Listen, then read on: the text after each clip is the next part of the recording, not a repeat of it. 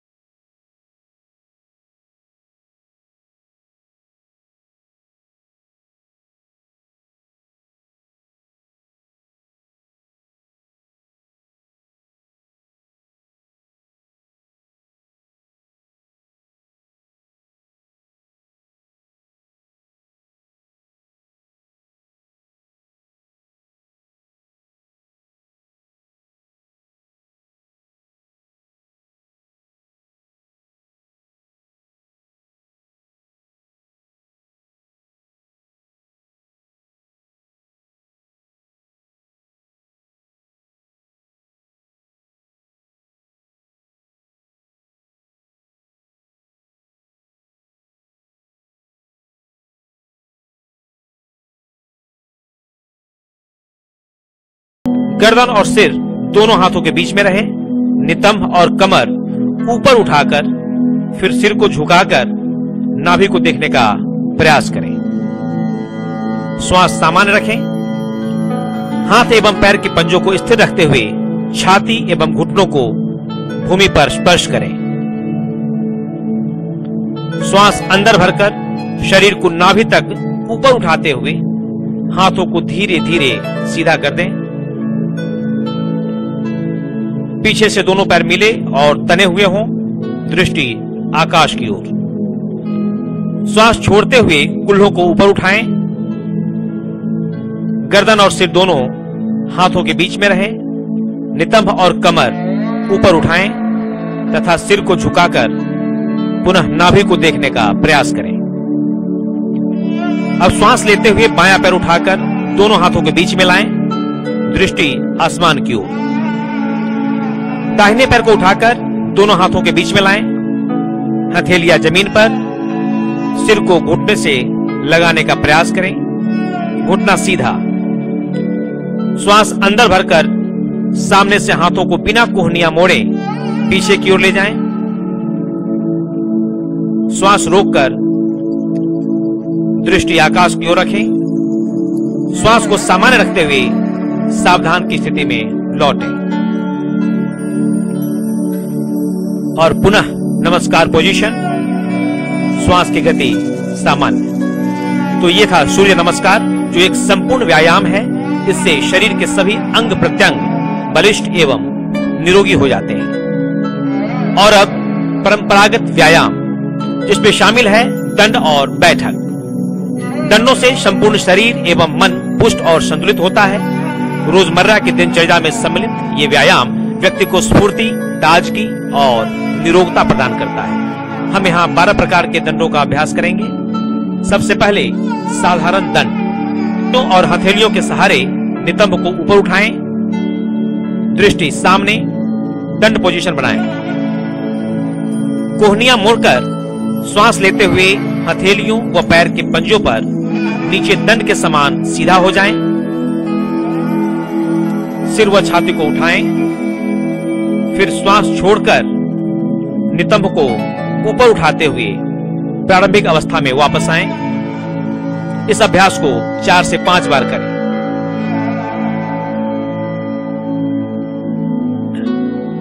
दंड पोजीशन से श्वास भरते हुए कोहनियां इस प्रकार मोड़ें कि वे पसलियों से लगी रहें। छाती को धीरे धीरे नीचे की तरफ लाएं। सिर व छाती को ऊपर उठाएं।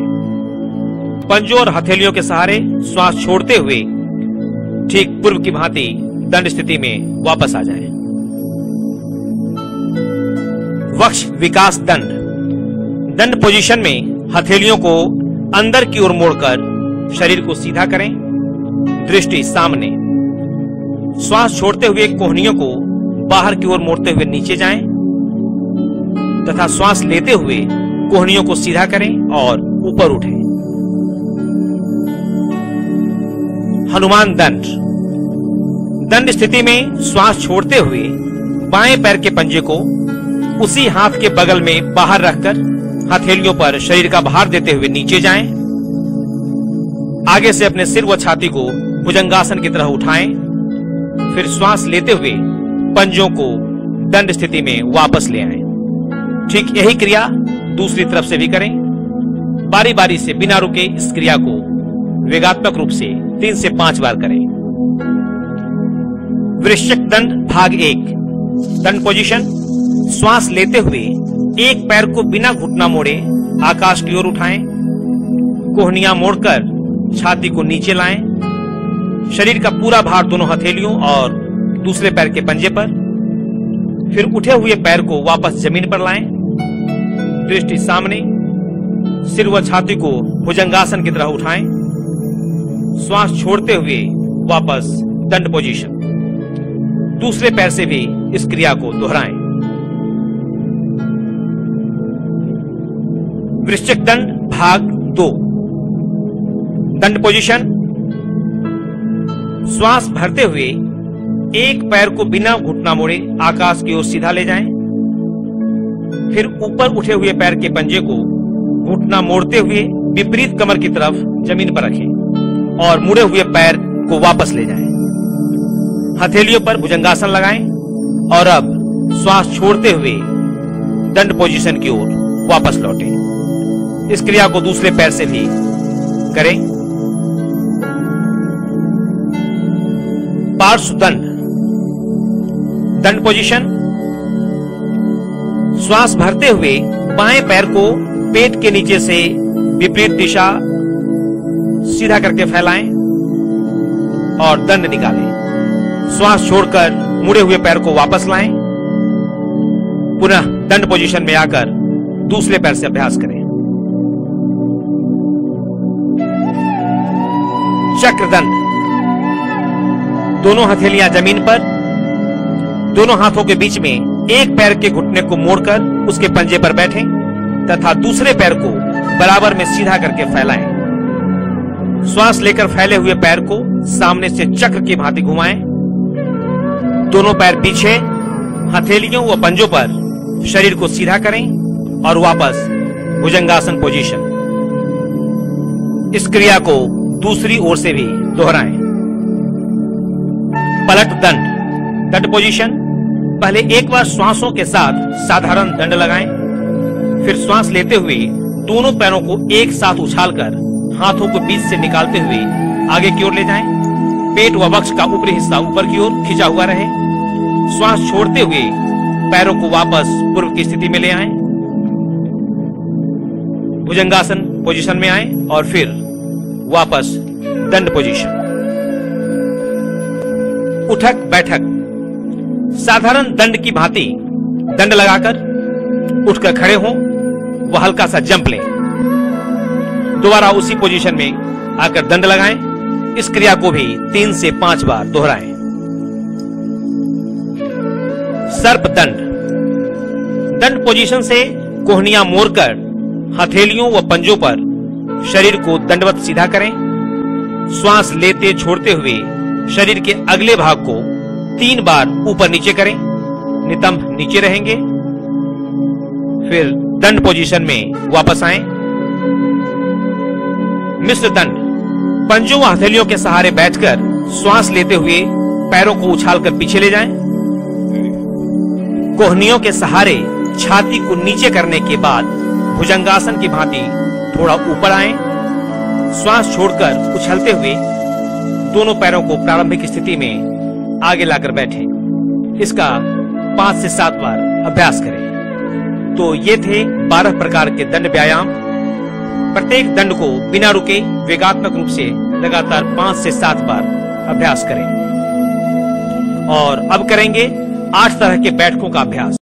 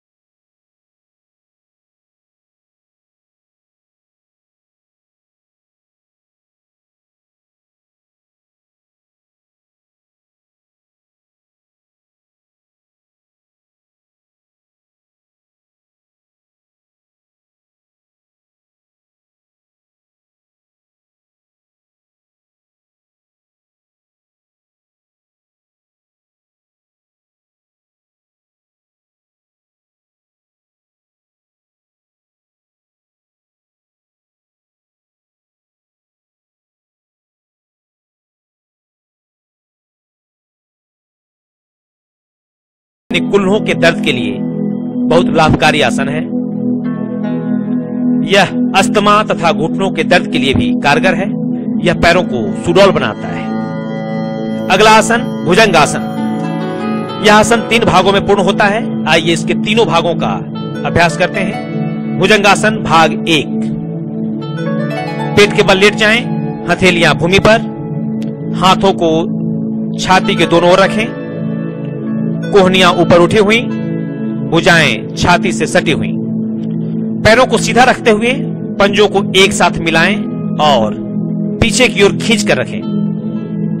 श्वास अंदर भरकर छाती एवं सिर को धीरे धीरे नाभि तक ऊपर उठाएं। सिर व गर्दन को अधिकाधिक पीछे की ओर मोड़ें। इस पोजीशन में लगभग 30 सेकंड तक रुकें, फिर धीरे धीरे प्रारंभिक अवस्था में आ जाएं। इस क्रिया को 3 से 5 बार दोहराएं।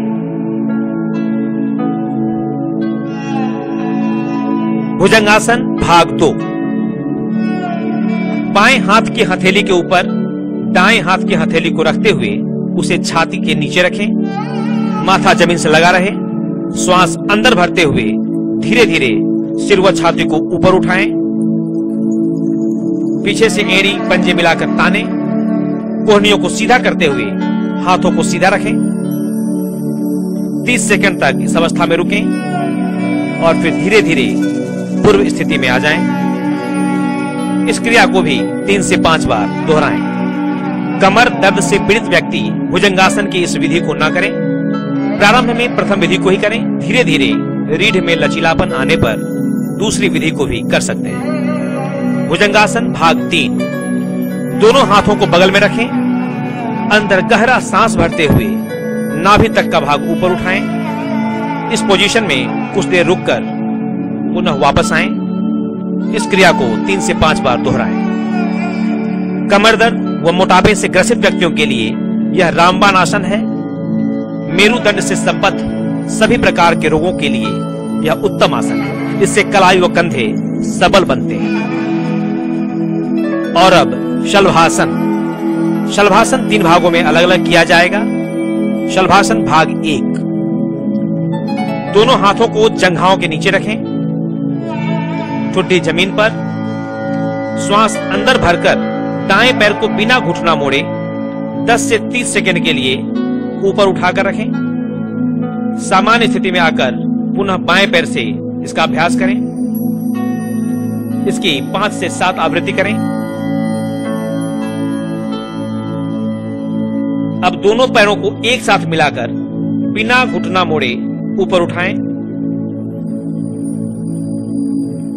और वापस पैर नीचे। इसकी 2 से 3 आवृत्ति का अभ्यास करें।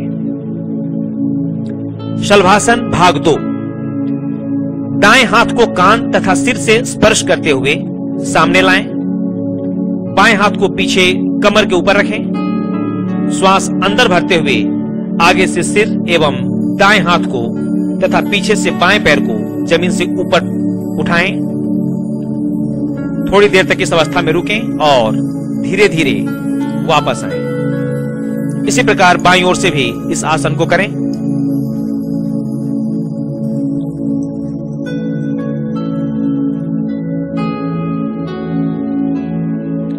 शलभासन भाग 3। दोनों हाथों को पीछे ले जाकर सीधा रखते हुए एक दूसरे हाथ की कलाई को पकड़ें। श्वास भरकर सिर एवं छाती को ऊपर उठाएं। पीछे से हाथों को खींच कर रखें, दृष्टि आकाश की ओर। इस आसन के लाभ की बात करें तो यह मेरुदंड के नीचे भाग में होने वाले सभी रोगों को दूर करता है। कमर दर्द एवं साइटिका दर्द में विशेष लाभप्रद है। इससे फेफड़े मजबूत बनते हैं, कब्ज दूर होता है। यौन रोगों में यह विशेष लाभकारी है। अगला आसन है धनुरासन। दोनों पैरों को पीछे की ओर मोड़ें। दोनों पंजे आपस में मिले हुए हों। दोनों हाथों से एंकलेट ज्वाइंट के पास पकड़ें। अंदर गहरा सांस भरते हुए पैरों को खींचें। सीना ऊपर, निगाह सामने। इस पोजीशन में कुछ देर स्थिर रहें। यह आसन पेट के सभी विकारों को दूर करता है, आंतों को सबल बनाता है और अब धीरे धीरे श्वास बाहर निकालें और पहली अवस्था में आ जाएं। इस क्रिया को 2 से 3 बार दोहराएं। और अब पीठ के बल लेटकर किए जाने वाले आसन। सबसे पहले मरकट आसन। इस आसन के 3 भाग हैं, तीनों का अभ्यास बारी बारी से करेंगे।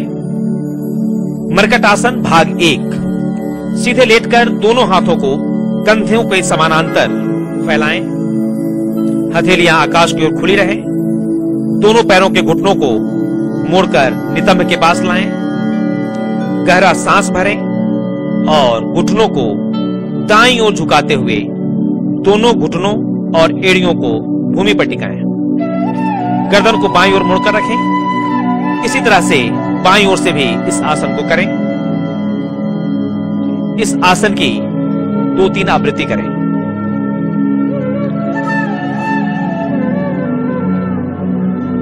मरकट आसन भाग 2। इस पोजीशन में दोनों पैरों में लगभग 1.5 फुट का अंतर रखें। गहरा सांस भरते हुए दोनों घुटने दाईं तरफ, गर्दन बाईं तरफ और बाएं पैर का अंगूठा दाहिनी एड़ी पर लगा हो। दूसरी तरफ से भी इसका अभ्यास करें।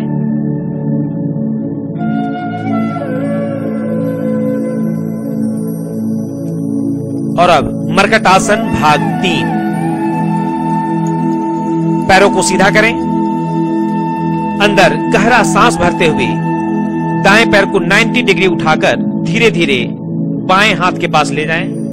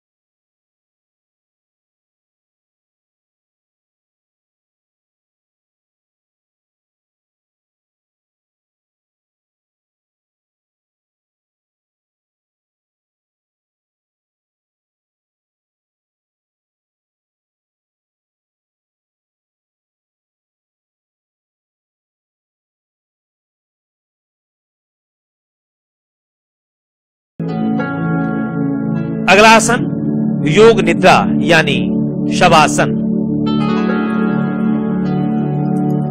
दोनों पैरों के बीच 2 से 3 फीट का फासला रखें। एड़ियां अंदर की ओर, पंजा बाहर की ओर, दोनों हाथ बगल से थोड़ी दूर पर, हथेली आसमान की ओर। शरीर को बिल्कुल शिथिल छोड़ दें। आंखें बंद। वायुमंडल में होने वाले गुंजन एवं कलरव को महसूस करें। मानसिक तनाव यानी डिप्रेशन, उक्त रक्तचाप, हृदय रोग तथा अनिद्रा का यह सर्वोत्तम आसन है। इस आसन के करने से स्नायु दुर्बलता, थकान तथा नकारात्मक चिंतन दूर होता है। शरीर, मन, मस्तिष्क एवं आत्मा को पूर्ण विश्राम, शक्ति, उत्साह एवं आनंद मिलता है। ध्यान की स्थिति का विकास होता है। आसन करते हुए बीच बीच में शवासन करने से थोड़े ही समय में शरीर की थकान दूर हो जाती है। इस तरह शवासन के साथ ही आसन समाप्त होते हैं। बाएं करवट लेते हुए बैठ जाएं और अब प्राणायाम। सबसे पहले भस्त्रिका प्राणायाम। किसी भी आसन जैसे पद्मासन में बैठ जाएं। शरीर शिथिल, मन सहज, आंखें कोमलता से बंद, रीढ़, कमर, गर्दन एक सीधे में। नासिका से लंबा गहरा सांस 2 से 2.5 सेकंड में लें और इसी लय के साथ श्वास को नासिका से छोड़ें ताकि 1 मिनट में 12 बार के औसत से 5 मिनट की एक आवृत्ति में 60 बार अभ्यास किया जा सके। ध्यान रहे कि जिन्हें उक्त रक्तचाप, दमा या हृदय रोग हो वे तीव्र गति से भस्त्रिका प्राणायाम न करें। इस प्राणायाम के अभ्यास से प्रतिक्रिया समय यानी रिएक्शन टाइम में कमी आती है। सर्दी, जुकाम, एलर्जी, श्वास रोग, दमा, पुराना नजला, साइनस आदि समस्त कफ रोग नष्ट हो जाते हैं। फेफड़े सबल बनते हैं तथा हृदय एवं मस्तिष्क को आरोग्य लाभ मिलता है। रक्त परिशुद्ध होता है। यह प्राणोत्थान एवं कुंडलिनी जागरण में बहुत सहायक है। और अब कपालभाति प्राणायाम। नासिका से श्वासों को झटके से बाहर छोड़ें। जो श्वास कुदरती तौर पर अंदर जाता है उसे जाने दें। लयबद्ध तरीके से श्वासों को बाहर छोड़ने में ध्यान केंद्रित करें। बिना रुके 1 मिनट में 60 बार की गति से 5 मिनट में 300 बार कपालभाति का अभ्यास करें। इसकी एक आवृत्ति 5 मिनट की होनी चाहिए। असाध्य रोगों में आधा घंटा कपालभाति करने से शीघ्र लाभ होता है। पेट की शल्य चिकित्सा के लगभग 6 महीने के बाद ही इसका अभ्यास करें। गर्भावस्था, अल्सर, आंतरिक रक्तस्राव एवं मासिक धर्म की अवस्था में महिलाएं इस प्राणायाम का अभ्यास न करें। मोटापा, मधुमेह, गैस, कब्ज, अम्लपीत, गुर्दे से संबद्ध सभी रोग दूर होते हैं। हृदय की धमनियों में आए हुए अवरोध खुल जाते हैं। डिप्रेशन, भावनात्मक असंतुलन, घबराहट, नकारात्मकता आदि समस्त मनोरोगों से छुटकारा मिलता है। इस प्राणायाम के अभ्यास से अमाशय, अग्नाशय, लीवर एवं आंतों का आरोग्य विशेष रूप से बढ़ता है। एकाग्रता बढ़ती है। उक्त रक्तचाप तथा मधुमेह के रोगी को लाभ मिलता है। छात्रों के लिए तथा अधिक समय तक एकाग्रता नहीं रख पाने वाले व्यक्ति के लिए कपालभाति अति उपयोगी है। और अब अनुलोम विलोम प्राणायाम। दाहिने हाथ से प्राणायाम मुद्रा बनाकर अंगूठे से दाएं नासापुष्ट को बंद करें। अब बाएं नासापुष्ट से धीरे धीरे लंबी गहरी सांस लें। पूरा सांस भरने के उपरांत मध्यमा व अनामिका अंगुलियों से बाएं नासापुष्ट को बंद करें और अंगूठा हटाकर दाएं नासापुष्ट से श्वास को धीरे धीरे बाहर निकालें। कम से कम 5 मिनट तक इस प्राणायाम का अभ्यास करें। असाध्य रोगों से छुटकारा पाने के लिए सुबह शाम 30-30 मिनट का अभ्यास करें। इस प्राणायाम से शरीर में विद्यमान संपूर्ण नाड़ियां परिशुद्ध हो जाती हैं। व्यक्ति मनोवैज्ञानिक तनाव से रहित होकर श्वास को रोक पाने में समर्थ होता है। यह प्राणायाम एकाग्रता एवं स्मृति शक्ति को बढ़ाता है। कोलेस्ट्रॉल, धमनियों में आए हुए अवरोध एवं हृदय संबंधी रोग दूर होते हैं। इससे गठिया, स्नायु दुर्बलता, अवसाद जैसे रोग नष्ट होते हैं। अंगुलियों की पीड़ा, मुट्ठी कसने में समस्या जैसे रोगों के प्रबंधन में यह कारगर है। और अब भ्रामरी प्राणायाम। दोनों कान अंगूठे से बंद, कलमे वाली उंगली माथे पर, शेष उंगलियां आंखों के ऊपर। अंदर लंबा गहरा सांस भरें और नासिका से ओम का गुंजन करते हुए श्वास को बाहर छोड़ें। गति को लगातार 5 से 7 बार करें। भ्रामरी प्राणायाम के द्वारा नाड़ियों की स्पंदन गति यानी पल्स रेट में कमी आती है। चर्म प्रतिरोधक क्षमता में बढ़ोतरी होती है। घबराहट संबंधी विकारों के प्रबंधन में यह लाभप्रद है। मानसिक रोगों में बेहद लाभप्रद है। माइग्रेन, उन्माद, मानसिक उत्तेजना, मन की चंचलता को दूर कर स्वास्थ्य एवं शांति प्रदान करता है। यह ध्यान के लिए अत्यंत उपयोगी है।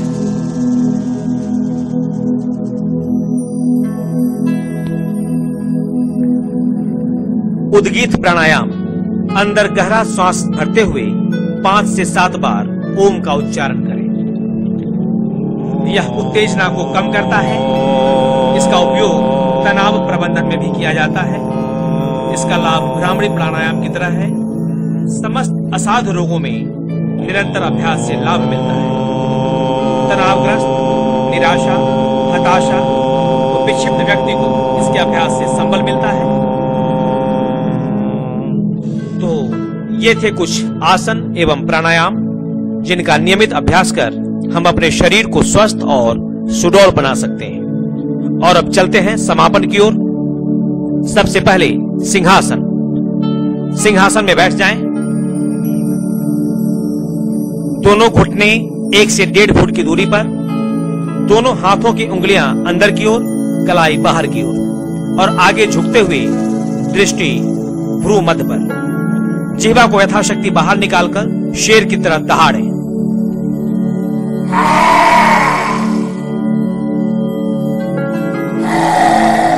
कम से कम 3 बार इस क्रिया को करें और अब सलाइवा को अंदर निगलते हुए गले को सहलाएं। गले से संबद्ध समस्त रोगों जैसे हकलाना, तुतलाना, टॉन्सिल, आहार नली में कफ का जमना आदि रोगों में विशेष लाभप्रद है। इससे फेफड़े मजबूत होते हैं, हाथ सुंदर और सुडौल बनते हैं। अब आगे है हास्यासन। किसी भी आसन में सुखपूर्वक बैठकर मन ही मन जीवन के सौंदर्य का बोध करें। जीवन को उत्सव की तरह जीने का मन ही मन संकल्प करते हुए खुशी से झूमकर आनंदित होकर हाथों को बगल में धीरे धीरे उठाते हुए ठहाके मार एक आवृत्ति में 3 से 5 बार इस क्रिया को करें। हास्यासन से संपूर्ण शरीर व चित्त में प्रसन्नता, प्रफुल्लता तथा उत्साह जागृत होता है। मानसिक तनाव व कुंठा दूर होती है। व्यक्ति तनाव रहित हो जाता है। पेट व फेफड़ों पर सकारात्मक प्रभाव पड़ता है। चेहरे पर कांति व सौंदर्य बढ़ता है। और अब ताली वादन। सुखासन में बैठकर दोनों हाथों से एक बार में 20 से 25 बार ताली बजाएं।